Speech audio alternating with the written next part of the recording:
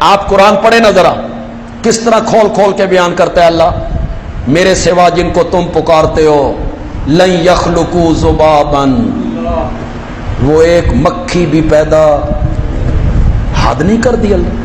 کس طرح کھول کے بات کی اللہ نے، میرے سوا جن کو پکارتے ہو مشکلات میں حاجات میں، وہ ایک مکھی بھی پیدا نہیں کر سکتے. وَلَوِ اجْتَمَعُوا لَهُ، سارے جمع ہو جائیں، مل جائیں، زور لگائیں، ٹل لگائیں، نہیں کر سکتے. حد نہیں ہو گئی؟ وہ سن رہے ہو کہ سو رہے ہو؟ سن رہے ہو؟ بڑی حد نہیں ہو گئی؟ ایک مکھی پیدا نہیں کر سکتے. کچھ مشرکین کے پلے باقی رہ گیا، کچھ باقی نہیں چھوڑا اللہ نے. مولا بڑی ہو گئی، بڑی ہو گئی. یہ تو کہتی ہے چھپر پھاڑ کے دیتی ہیں، یہ کہتی ہیں کرما والے ہیں، فضلہ والے ہیں، کھوٹی قسمتیں کھری کرتی ہیں. یہ تو کہتی ہیں داتا ہے، گنج بخش ہے، دستگیر ہے، غوث اعظم ہے. مولا بڑی ہو گئی کہ ایک مکھی بھی پیدا بڑی ہو گئی. اللہ نے فرمایا ابھی کہاں، ابھی تو میں نے مشرکوں کو گھر چھوڑ کے آنا ہے. مولا اس کے بعد کیا کہنا ہے؟ فرمایا وَإِن يَسْلُبْهُمُ الذُّبَابُ شَيْئًا لَا يَسْتَنْقِذُوهُ مِنْهُ، اگر مکھی ان سے کوئی چیز لے جائے، تمہارے مشکل کشاؤں سے، حاجت رواؤں سے، جن کو تم مشکل کشا حاجت روا سمجھتے ہو، ان کے سامنے سے مکھی کوئی چیز لے جائے تو وہ اب مکھی سے اپنی چیز واپس نہیں لے سکتے. صحیح ترجمہ کیا میں؟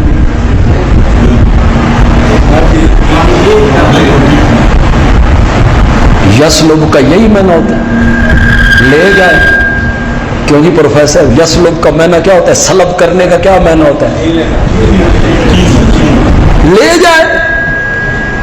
یہ لفظ نہیں بولا اللہ نے. اللہ نے فرمایا مکھی کوئی چیز چھین کے لے جائے. یسلب، یسلب.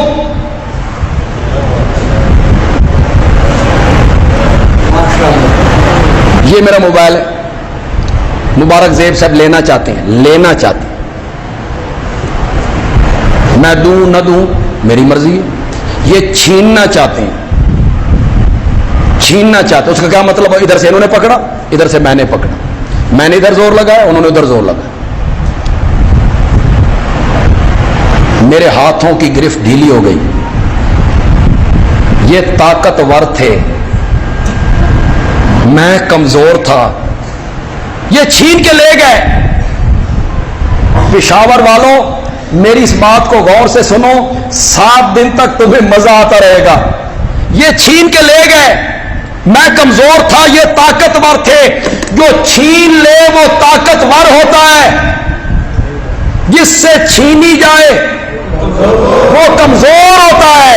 اللہ نے فرمایا تیرے مشکل کشا اتنے کمزور ہیں، مکھیاں بھی ان سے چیزیں چھین کے لے جاتی ہیں. تو کہتا ہے یہ کرنیاں والے ہیں، کرما والے ہیں، فضلہ والے ہیں. بھائی یسلبہم الذباب شیئا لا یستنقذوہ منہ ضعف الطالب والمطلوب. ضعفا، ضعف کا معنی ہوتا ہے ضعفا ضعیف، ضعیف کا معنی ہوتا ہے طاقتور. ضعفا بولو تو صحیح یار، کمزور ہے. الطالب مانگنے والا بھی، والمطلوب جس سے مانگا جا رہا ہے. مانگنے والا بھی کمزور، جس سے مانگا جا رہا ہے وہ بھی کمزور. مولا جس سے مانگا جا رہا ہے وہ تو کمزور ہے، مانگنے والا کیسے کمزور ہو گیا؟ یہ تو مل آنر ہے، یہ تو تاجر ہے، یہ تو 20ویں گریڈ کا آفیسر ہے، یہ تو پہلوان ہے، یہ کیسے کمزور ہو گیا؟ مفسرین نے لکھا جو طالب ہے یہ کمزور ہے فی العقل. کس لحاظ سے؟ فہم کے لحاظ سے، سمجھ کے لحاظ سے. کس کو چھوڑ کے کس سے مانگ رہا ہے، اور جو مطلوب ہے وہ کمزور ہے کہ چہرے سے مکھی نہیں اڑا سکتا، یتیم بچوں کے سر پہ ہاتھ نہیں رکھ سکتا، کروٹ تبدیل نہیں کر سکتا، تو کیسا فصلت ہوا جی، احکمت آیاتہ ثم فصلت، کس طرح کھول کھول کے اللہ نے بیان کیا۔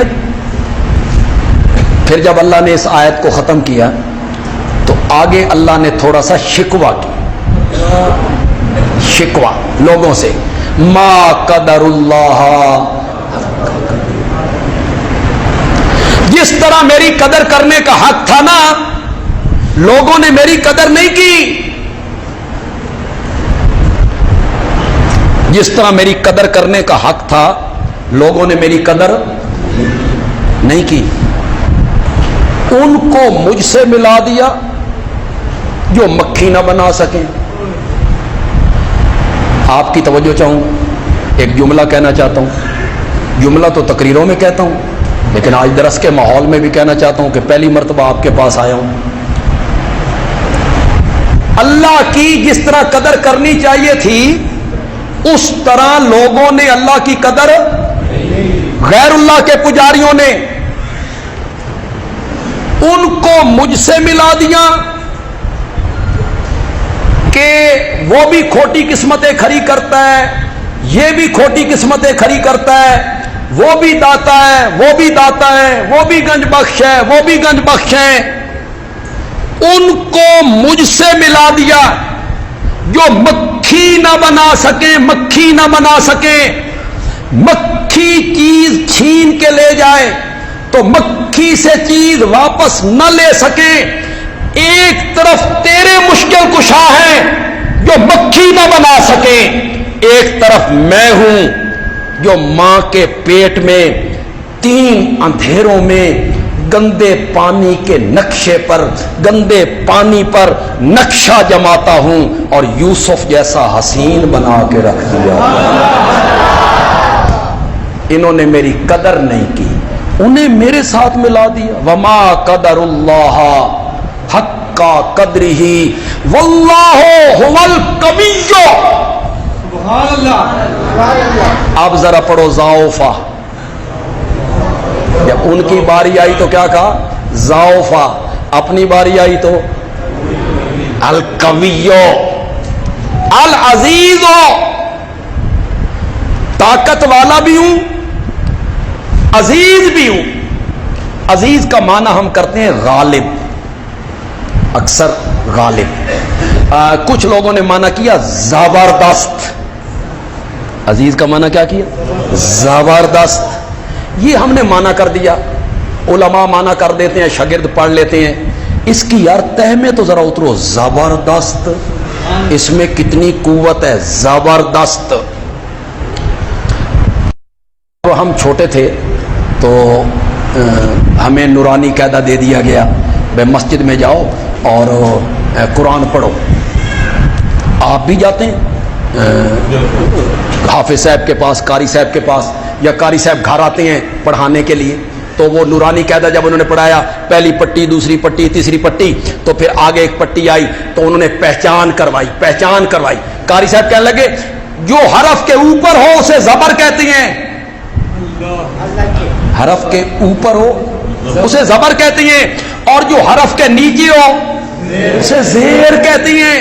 تو زبر کا معنی ہو گیا اوپر، زبر کا معنی اوپر، دست کا معنی ہاتھ، دست کا معنی ہاتھ۔ اب العزیز کا معنی کرنے لگا ہوں، العزیز کا معنی، اللہ کہتی ہیں ساری کائنات زیر دست ہے، اللہ زبردست ہے۔ ساری کائنات کیا ہے؟ زیر دست ہے، اللہ زبردست ہے۔ سب لینے والے ہیں، اللہ کا ہاتھ اوپر، وہ حدیث میں نہیں آتا اوپر والا ہاتھ نیچے والے ہاتھ سے بہتر ہے، اس کا کیا مطلب ہے؟